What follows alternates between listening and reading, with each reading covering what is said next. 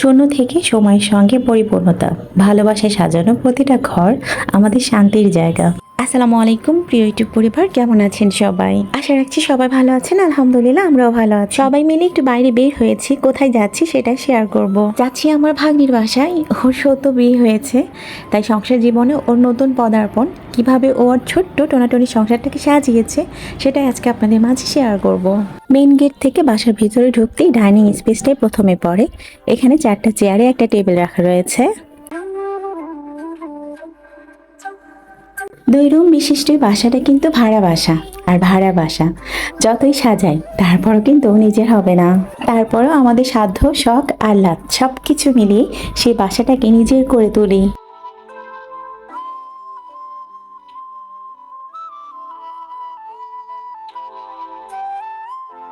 Dining রুমটির পাশে এই যে রুমটি, যেটা আপাতত গেস্ট রুম হিসেবে কিন্তু ব্যবহার হচ্ছে।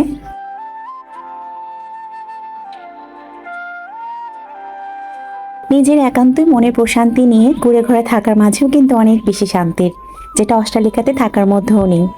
আর সুখ সে তো মনের সঙ্গে সম্পর্কযুক্ত, তাই না? অপ্রসন্ন মনটিকে বিলাসবহুল বাড়িটিও কিন্তু শান্তি দিতে পারে না। এদিকে মন যদি প্রসন্ন থাকে, কুড়ে ঘরে হাজারো দারিদ্রতার মধ্যেও কিন্তু শান্তির হাওয়া বয়।